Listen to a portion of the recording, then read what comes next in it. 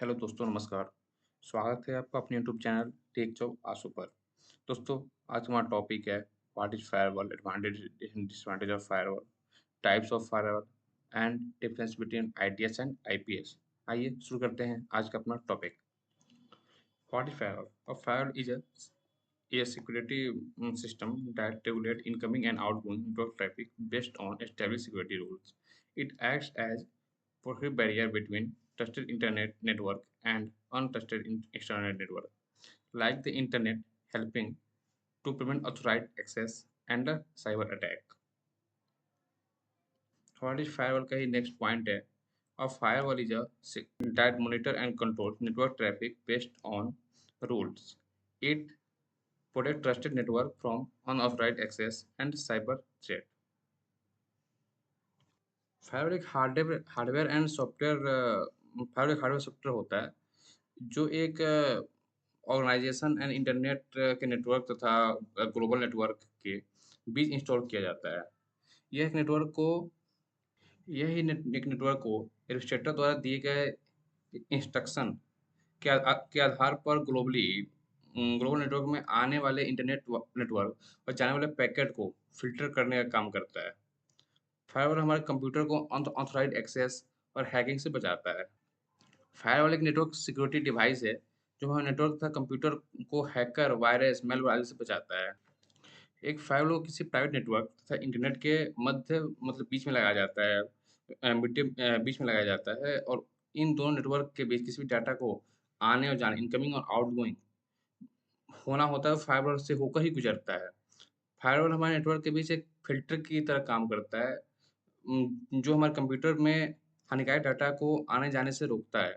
अगर हम general example की बात करें फायरवॉल्स के थ्रू, तो फायरवॉल एक मॉल की तरह काम करता है।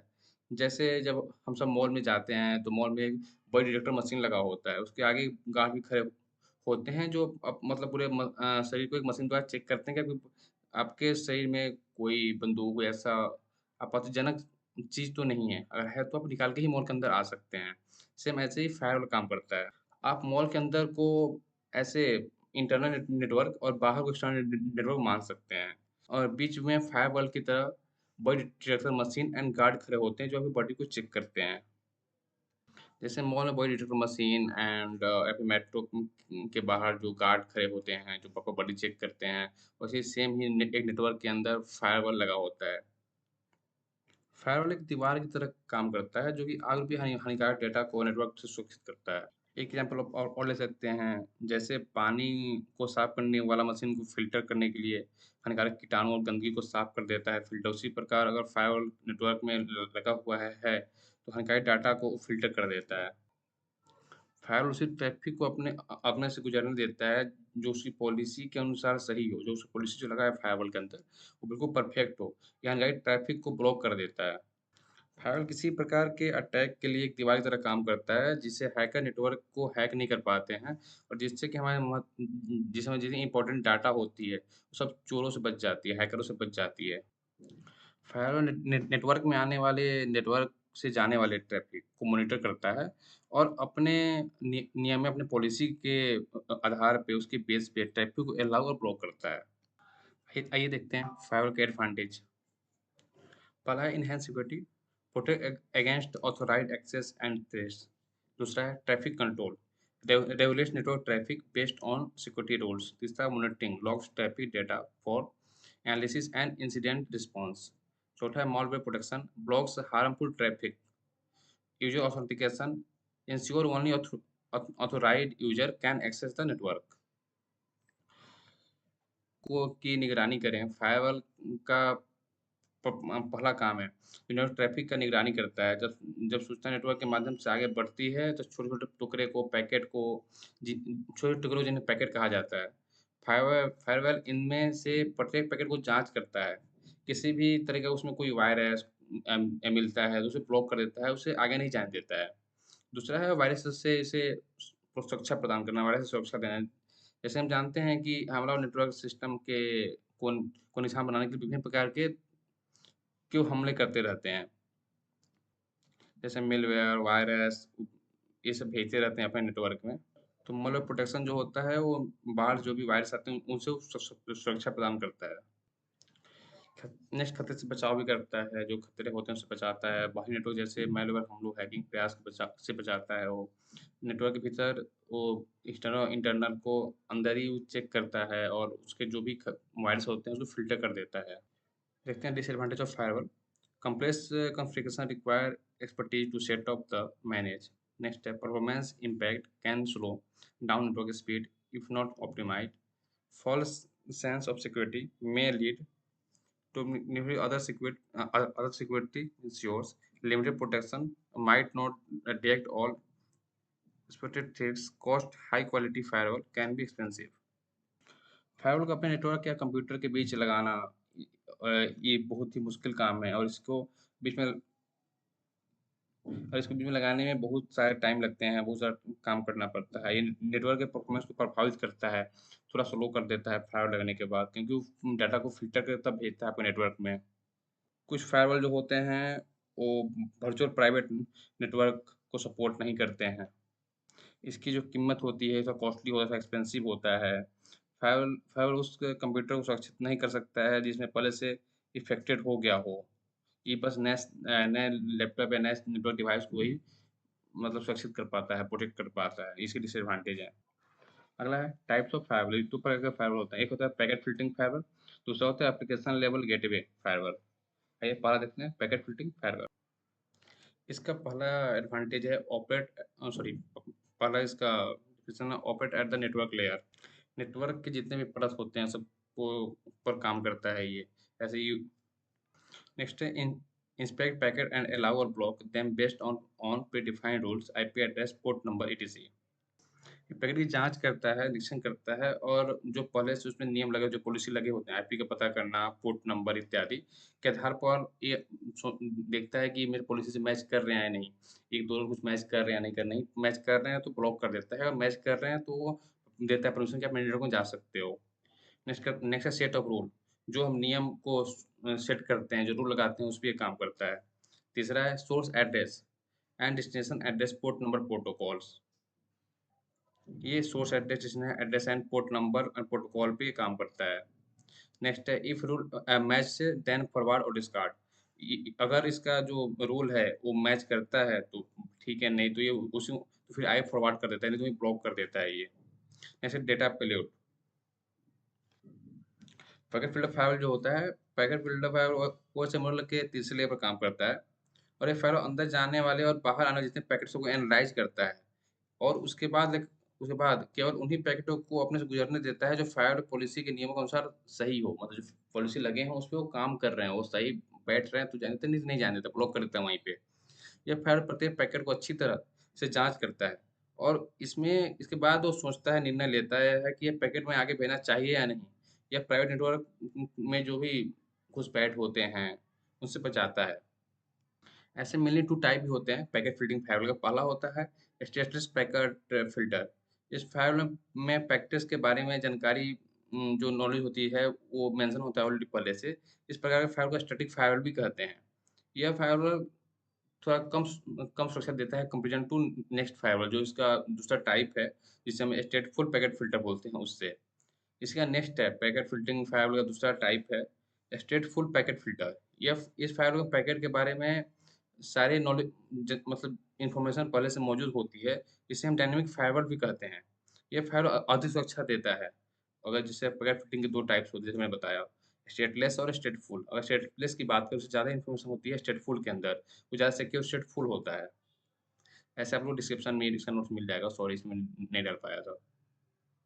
नेक्स्ट टाइप है फायरवॉल का प्रॉक्सी फायरवॉल, जिसे हम एप्लीकेशन लेवल गेटवे ही बोलते हैं, उसे प्रॉक्सी सर्वर भी बोलते हैं। इसके 3 नाम हैं।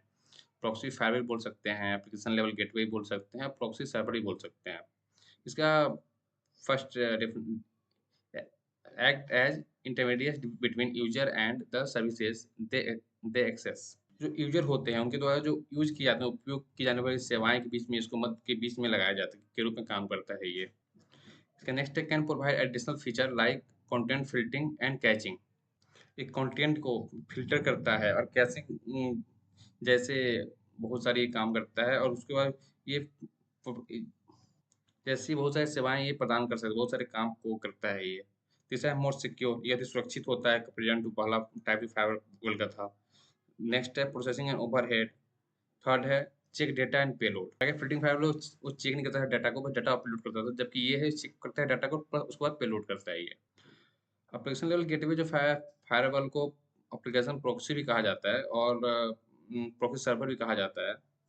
या ओएसआई मॉडल के 7th लेवल पे काम करता है, यानी कि एप्लीकेशन लेयर पे काम करता है।